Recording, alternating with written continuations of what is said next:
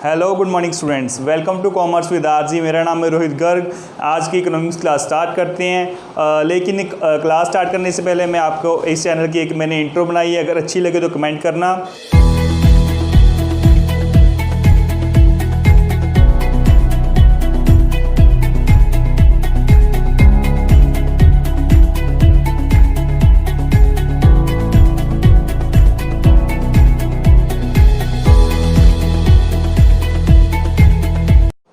आज की video start करते हैं बच्चे। आज की हमारी जो वीडियो रहने वाली है वो हमारी जो चैप्टर की थी इंडियन इकोनॉमिक प्लानिंग के ऊपर थी।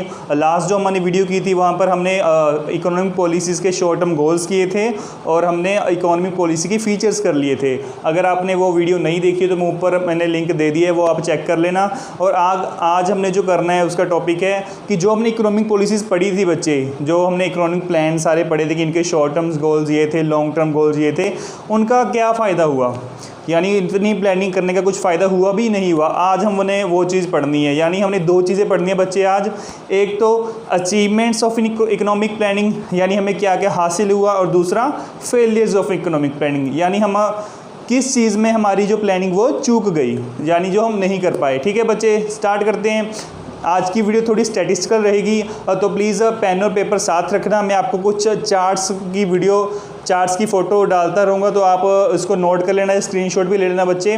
तो स्टार्ट करते हैं पहले एडवांटेजेस से। तो बच्चे पहला जो हमारा सक्सेस रहा इकोनॉमिक प्लानिंग का, जो हमने इतने सारे प्लान बनाए, उससे हमें फ़ायदा क्या होगा कि हमारी नेशनल इनकम इंक्रीज़ हो गई बच्चे। सबसे फर्स्ट सक्सेस जो निकल के आया वो थी हमारी इंक्रीज़ इन नेशनल इनकम।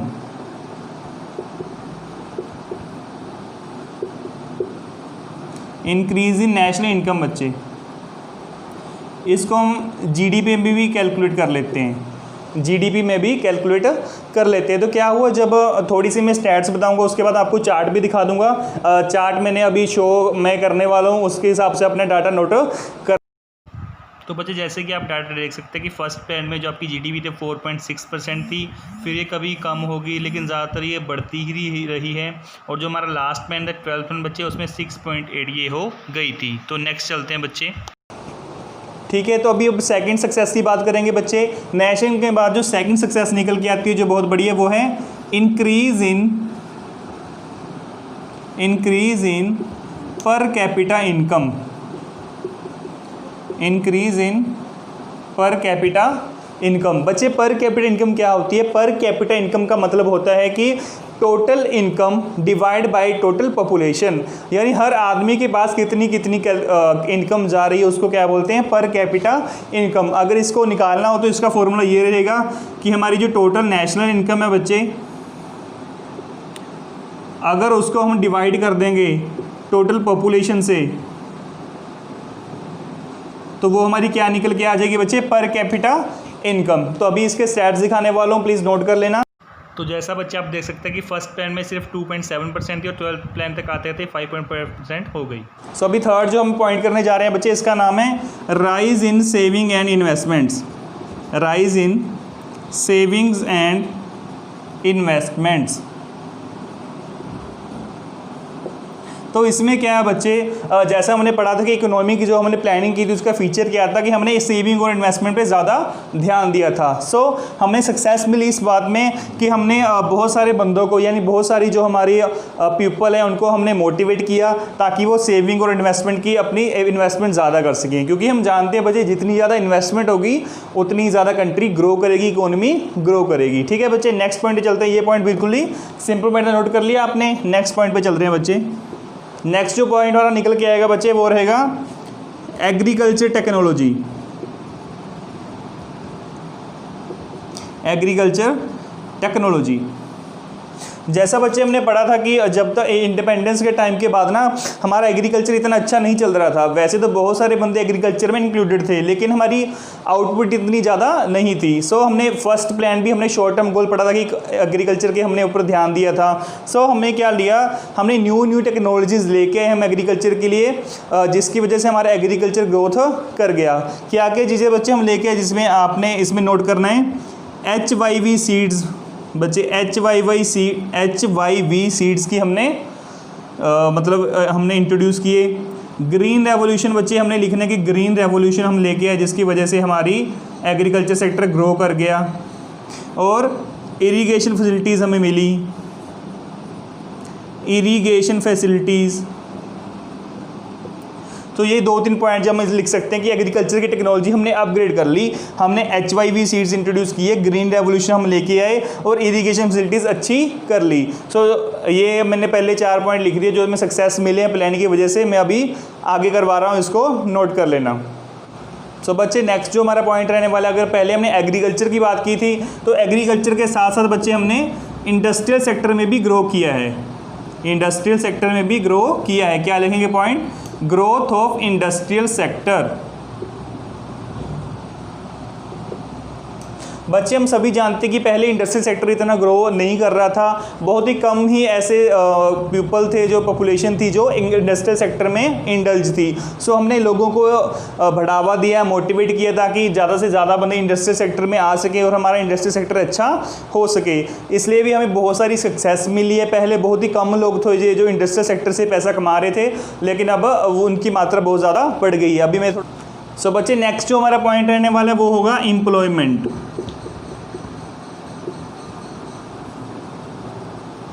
बच्चे एम्प्लॉयमेंट मतलब रोज़गारी। तो हमें एम्प्लॉयमेंट में हमने काफ़ी सारा अपनी सक्सेस से हासिल किया, क्योंकि पहले बहुत सारे कमी बंदी थे जिनको एम्प्लॉयमेंट मिल पाती थी, लेकिन हमने फिर एम्प्लॉयमेंट अपॉर्चुनिटी जनरेट की, बहुत सारी स्कीम्स लेके ही हमारी गवर्नमेंट, जिसकी वजह से एम्प्लॉयमेंट का जो मैं कह सकता हूँ रेट है वो बढ़ गया, जिसकी वजह से ये बहुत ही अच्छा एग्जाम्पल है हमारा सक्सेस ऑफ प्लानिंग का कि हमने एम्प्लॉयमेंट में अपनी जो अपनी रेंज थी वो बढ़ा ली है। इसके स्टैट्स में अब स्क्रीनशॉट दिखा रहा हूँ आपको, ये प्लीज़ नोट कर लेना। लास्ट जो पॉइंट बच्चे जो इसमें करवाने वाला हूँ वो है इंटरनेशनल ट्रेड, वो है इंटरनेशनल ट्रेड। अभी होता क्या है कि बच्चे पहले के ज़माने में मतलब इंडिपेंडेंस के पहले तो हमारे बाहर के साथ कोई इंपोर्ट एक्सपोर्ट नहीं था, अगर था भी तो वो ब्रिटिशर्स ही करते थे। अपने यूके से लेकर इंडिया जो भी इंपोर्ट एक्सपोर्ट होता रहता था वो उनकी मर्ज़ी से होता था, लेकिन उसके अलावा हमारा इंटरनेशनल ट्रेड बिल्कुल भी नहीं था। अभी हमने क्या किया, हमने इंटरनेशनल ट्रेड अभी हमारा बहुत सारा बढ़ गया, हम काफ़ी कंट्रीज़ को एक्सपोर्ट भी करते हैं और कुछ चीज़ें इंपोर्ट भी करते हैं। तो यही चीज़ है जो शो करता है कि हमारी इकोनॉमी कितनी ग्रो कर चुकी है। अगर हमारा इंपोर्ट एक्सपोर्ट अच्छा है बच्चे, हमारे पास फॉरेन एक्सचेंज ज़्यादा है, यानी फॉरेन जो पैसा है वो हमारे पास आ रहा है हमारी कंट्री में, तो ये शो करता है कि हमारी इकोनॉमी कितनी अच्छी चल रही है। तो ये कुछ स्टैट्स हैं आपके सामने, ये इसको नोट कर लेना बच्चे। इसी के साथ हमारे जो ये पॉइंट्स हैं सक्सेसफुल प्लानिंग के वो कंप्लीट हो चुके हैं। तो अभी हम फेलियर्स के ऊपर देखेंगे बच्चे। ये तो सक्सेस हो गई कि क्या क्या हमने पा लिया, लेकिन कुछ ना कुछ तो प्रॉब्लम्स हर किसी में रह जाती हैं। अभी हम फेलियर्स की बात करेंगे, इसको नोट कर लेना बच्चे, मैं रब कर रहा हूँ। देखो बच्चे, अभी हम फेलियर्स की बात करेंगे तो हमें ये तो पता है कि हमारा देश पूरी तरह से अभी डेवलप्ड नहीं हुआ है। जितनी भी हमने प्लानिंग की है उसमें कुछ ना कुछ कमी तो रही है, जिसकी वजह से हमारा देश अभी तक पूरी तरह से आगे नहीं आ पाया है। तो ये कुछ फेलियर्स हैं हम जो प्लानिंग में हम पूरे नहीं कर पाए। तो फर्स्ट जो पॉइंट निकल के आएगा वो रहेगा पॉवर्टी बच्चे। पॉवर्टी मैंने पहले ही बताया था कि वो बंदे जो कि पॉवर्टी लाइन के अंडर आते हैं कि जो बेसिक चीज़ें भी अफोर्ड नहीं कर सकते। हमारी जो पहली प्रॉब्लम जो निकल के आएगी, जो प्लानिंग तो हमने कर ली लेकिन हम पॉवर्टी को दूर नहीं कर पाए। अभी भी बहुत सारे ऐसे बंदे हैं जिनको अभी बेसिक खाना भी नहीं मिल रहा है, एजुकेशन भी नहीं मिल रही, तो हमारी पॉवर्टी अभी भी बहुत ज़्यादा है। ये कुछ स्टैट्स है बच्चे, आप इसको नोट कर लीजिए, अगर कोई प्रॉब्लम हो तो मुझे बता देना। नेक्स्ट जो पॉइंट बच्चे हमारा निकल के आता है वो है इन्फ्लेशन। बच्चे अगर किसी ने इन्फ्लेशन पढ़ा है तो ज़रूर बहुत अच्छी बात है, लेकिन इन्फ्लेशन में आपको बता दूं, इन्फ्लेशन का मतलब होता है बच्चे महंगाई, यानी जितने रेट्स अप हो रहे हैं उतनी ज़्यादा इन्फ्लेशन भी ज़्यादा होती है। अभी हमको पता है कि आज के टाइम पे या पहले भी टाइम जो भी है, रेट्स हमेशा ज़्यादा ही रहे हैं कि हमारे रेट्स जो बढ़ते जा रहे हैं, बहुत सारी महंगाई हो रही है। हम रोज़ घर पर सुनते हैं, कई जगह सुनते हैं कि महंगाई बहुत ज़्यादा बढ़ गई है और दाम बहुत ज़्यादा बढ़ गए हैं। तो ये हमारी जो प्रॉब्लम है, हमारा फेलियर है प्लानिंग का, कि हमने प्लानिंग के बावजूद हम रेट कम नहीं कर पाए हैं। अभी भी लोगों को बहुत ज़्यादा एक्स्ट्रा रेट देना पड़ता है, तो महंगाई बहुत ज़्यादा बढ़ गई है। अगर हमारे देश में महंगाई रहेगी तो बेसिक जो मतलब गरीब नीचे वाले बंदे हैं वो कैसे चीज़ों को अफोर्ड कर पाएंगे। ये हमारा एक फेलियर है प्लानिंग का। ठीक है बच्चे, नेक्स्ट पे चलते हैं। नेक्स्ट जो हमारा पॉइंट है बच्चे वो है इनएडिक्वेट इंफ्रास्ट्रक्चर। इनएडिक्वेट इंफ्रास्ट्रक्चर। अगर बच्चे इंफ्रास्ट्रक्चर की बात करें, इंफ्रास्ट्रक्चर होता है कि हमारे पास जैसे रोड हो गए, रेलवे हो गए, हमारा रोड रेलवे जो डैम होते हैं, ब्रिज होते हैं, फ्लाईओवर होते हैं, ये सारी इंफ्रास्ट्रक्चर में आती है बच्चे, जो हमारी स्टैंडर्ड ऑफ लिविंग को अच्छा करती हैं। तो हमारे पास ये क्या है, इनएडुकेट कह सकते हैं कि हमारे पास लैक है इन चीज़ों की, यानी हमारे पास ये चीज़ें अच्छी तरीके से, पूरे तरीके से हमारे पास अवेलेबल अभी नहीं है। जैसे हम जानते हैं कई ऐसे रूरल एरियाज़ है जहाँ पर अभी बैंक भी नहीं है, फ्लाईओवर वगैरह तो बहुत दूर की बात है। तो हमारी जो प्रॉब्लम है कि हमारे पास इंफ्रास्ट्रक्चर ही अच्छा नहीं है। ज़्यादातर लोग, जैसे सड़कें बहुत ख़राब है कई जगहों पर रेलवे स्टेशन नहीं है, दूर जाना पड़ता है, ऐसी कई चीज़ें हैं जो अभी हम कवर नहीं कर पाए हैं। सो प्लानिंग का हमारा ये फेलियर है कि हमारे पास अभी इतना अच्छा इंफ्रास्ट्रक्चर नहीं हुआ है कि सारे देश में हम डेवलपमेंट कह सकें। ठीक है बच्चे, नेक्स्ट पे चल रहे हैं। नेक्स्ट जो मैं बताऊंगा,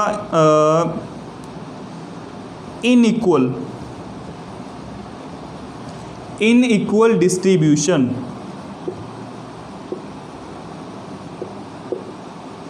of income. Inequal distribution of income. बच्चे देखो, इनकम हमारे पास इंडिया में बहुत है, इंडिया में बहुत सारा पैसा है, लेकिन प्रॉब्लम क्या है हमारी कि इनइक्वल डिस्ट्रीब्यूशन ऑफ इनकम है बच्चे, यानी गरीब और अमीर में डिफरेंस बहुत ज़्यादा है। जो तो अमीर आदमी है बच्चे, वो तो इनकम अपनी कमा लेता है और भी ज़्यादा इनकम अपनी बढ़ाते रहता है, लेकिन जो गरीब आदमी है उसके पास इतने सोर्स भी नहीं है कि वो अपनी बेसिक चीज़ें भी अफोर्ड कर सके। तो ये जो डिफरेंस है वो बढ़ता जा रहा है बच्चे। ये हमारा फेलियर है हमारी प्लानिंग का कि इनइक्वल डिस्ट्रीब्यूशन रहा, कि किसी को तो बिल्कुल भी बेसिक फैसिलिटीज़ भी नहीं मिली और कुछ को बहुत ही ज़्यादा पैसा मिल चुका है जिसका वो यूज़ भी नहीं कर रहा, वो अंडर यूटिलाइज इनकम उसकी पड़ी है। ठीक है बच्चे, ये हमारा फेलियर है। लास्ट फेलियर की ओर बढ़ते हैं, बता रहा हूं आपको, अनएम्प्लॉयमेंट। बच्चे अब आप कहोगे कि आपने अभी अभी सक्सेस में एम्प्लॉयमेंट किया था। देखो बच्चे, ये सही है कि हमने अपनी एम्प्लॉयमेंट रेट अपना बढ़ाया है, लेकिन अभी भी हमारे देश में अनएम्प्लॉयमेंट मौजूद है, यानी बहुत सारे ऐसे बंदे हैं जो बेरोजगार है, जिनको पैसा कमाने के लिए कोई भी उनके पास जॉब नहीं है। तो ये हमारा जो फेलियर है वो बहुत ही इंपॉर्टेंट है, क्योंकि जब तक लोगों के पास पैसा नहीं होगा, यानी जॉब ही नहीं होगी, तो वो पैसा नहीं कमाएंगे। अगर पैसा नहीं कमाएंगे तो अपनी बेसिक फैसिलिटीज़ कैसे अपनी यूटिलाइज करेंगे। सो बच्चे, ये हमारा फेलियर है, बहुत ही बड़ा फेलियर कि हमारे पास अभी भी अनएम्प्लॉयमेंट है। और इसका कारण बहुत सारे कारण हैं जो अभी आगे हम पढ़ सकेंगे, जैसे कि पॉपुलेशन एक कारण है, या एजुकेशन सेक्टर बहुत अच्छा नहीं, ऐसा एक कारण है। तो कई कारण जिनकी वजह से हमें अनएम्प्लॉयमेंट का जो प्रॉब्लम फेस करनी पड़ रही है। तो एनी हाउ, ये तो हमारे फेलियर्स हैं बच्चे। सो आज हमारा जो फर्स्ट चैप्टर था, जो हमारा पेपर में आने वाले जीनियस प्रीलिमिनरी एग्जाम में, तो उसका ये फर्स्ट चैप्टर कंप्लीट हो चुका है बच्चे। इंडियन इकोनॉमिक प्लानिंग, इसके हमने सारी इकोनॉमिक प्लानिंग के बारे में पढ़ा था बच्चे। इकोनॉमिक प्लान्स के बारे में पढ़ा हमने, जो प्लानिंग होती है उसके बारे में पढ़ा, इकोनॉमीज़ के बारे में पढ़ा, और जो इकोनॉमिक प्लानिंग की उसके फीचर्स पढ़े बच्चे हमने, लॉन्ग टर्म और शॉर्ट टर्म गोल्स के बारे में पढ़ा, और आज हमने अचीवमेंट्स और फेलियर्स के बारे में पढ़ा। तो इसी के साथ आपका चैप्टर कंप्लीट हो चुका है। अभी सारा चैप्टर कंप्लीट हो चुका है, तो आपने सभी रीड आउट कर लेना। अगर कोई प्रॉब्लम लगी तो आप कमेंट करके मुझे बता देना, या फिर ग्रुप में भी मैसेज कर सकते हैं। तो थैंक यू बच्चे, आगे के लिए बेस्ट ऑफ लक।